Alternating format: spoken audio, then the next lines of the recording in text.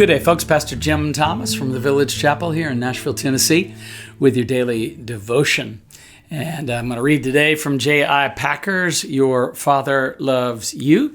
These are excerpts from really across his writings, many of his books.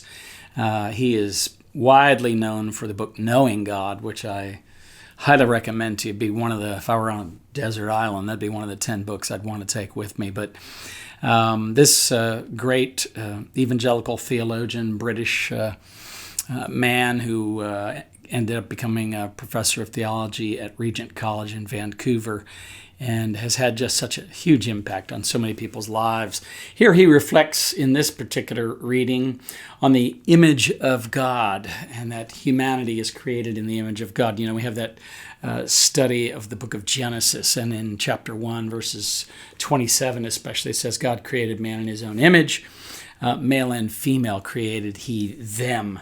And so he will close with a couple of questions on this reading for the day that I found intriguing. And as I was preparing to share with you today, I was really caught by the questions. I want to start with them and I'll end with them. Do I take too little or too much account of the predisposing factors that influence my choices? In other words, am I thoughtful, or am I subject to the paralysis of analysis when it comes to my choices in life? That's a really good question. I've known people, as a pastor, I've known and counseled people who are at both ends of that kind of spectrum, people that can't seem to make a choice because they're just paralyzed by all the options or choices, and they aren't really sure what to do.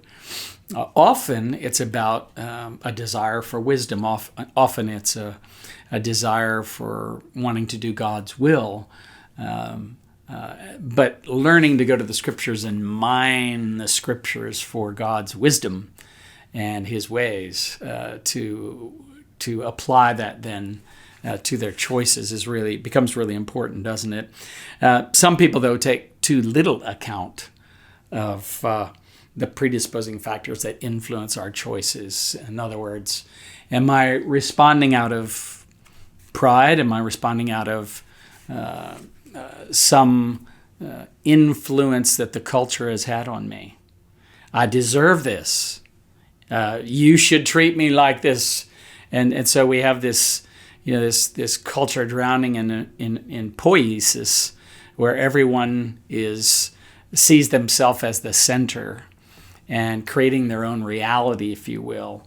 And the problem with that is when we're in a room of other people, the society of persons. If you're in a society of more than one, then you're going to have these competing autobiographies and these competing preferences. And so all of a sudden you can see how it really is quite impractical for us to assume that we can just do whatever we want and be whoever we want to be and all that sort of thing. And it doesn't really matter what anyone else thinks or what God thinks. So we're created in the image of God, and that has some bearing on all of this. And what does Packer say? Well, he says, the image of God in which man was and is made has been variously explained in detail. Although scholars may differ on the nuances of the phrase, image of God, imago Dei, there is general agreement that it has to do with dignity, destiny, and freedom. You thought I was going to use another word that begins with D, didn't you? Yeah, so did I. Dignity, destiny, and freedom. I like where he's going with this, and I think you will too. The assertion that man is made in God's image shows each man his true dignity and worth. As God's image bearer, he merits infinite respect. God's claims on us must be taken with total seriousness. That's really difficult, I think, for us in our own day and time. We've had, our magazine titles over the years have shrunk from,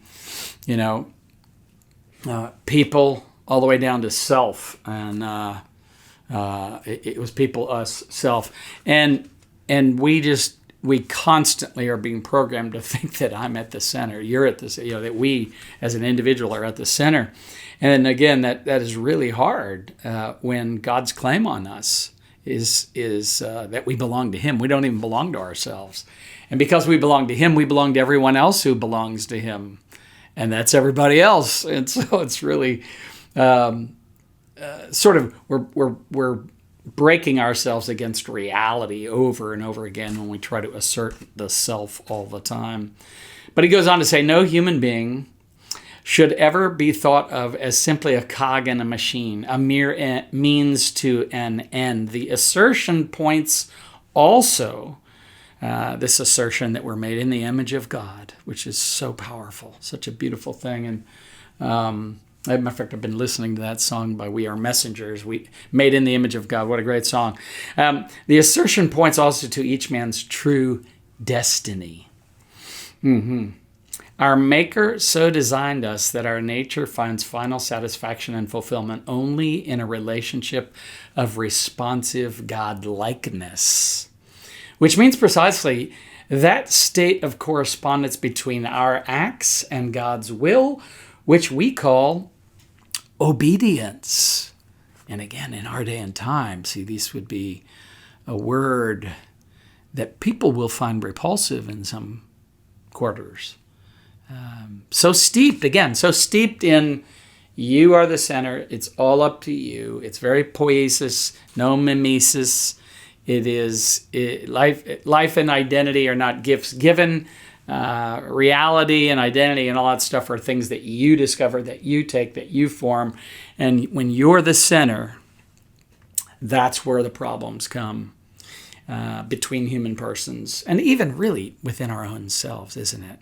Because we're trying to say that we are not really in the image of God with all the dignity and beauty and responsibility that involves, but we're actually our own God. We're the center ourselves. So the assertion we're made in the image of God is actually confirming the genuineness of each person's freedom. How so? Well, let's see what Packer says. Experience tells us that we are free in the sense that we make real choices between alternatives and could have chosen differently. And theology agrees. Self-determining freedom of choice is what sets God and his rational creatures apart from, say, birds or bees. We are moral beings.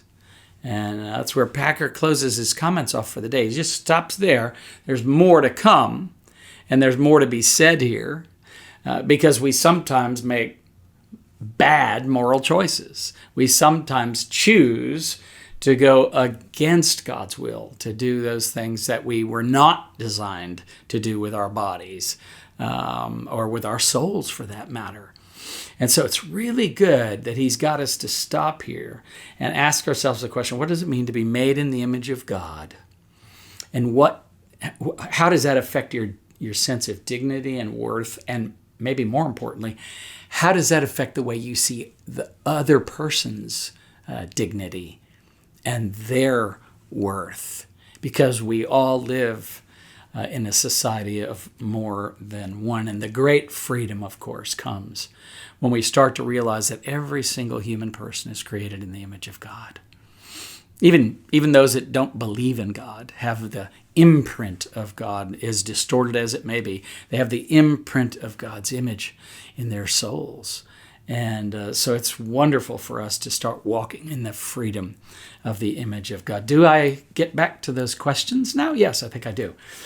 Do I take too little or too much account of the predisposing factors that influence my choices? Do I take myself seriously as a decision maker in the sight of God and as an image bearer of God? Packer closes with a prayer, and I'll close with that for us too. Lord, thank you that you chose to create and redeem. Yeah, amen. Restore your image in me, your child, so that I am in no doubt about my dignity. May I enter more fully into my destiny and exercise with greater joy and responsibility the freedom of choice that you've given me to live as an image bearer and to live with other image bearers. Amen? Amen. Have a great day today. Daily Devotions with Pastor Jim Thomas is a resource of the Village Chapel in Nashville, Tennessee.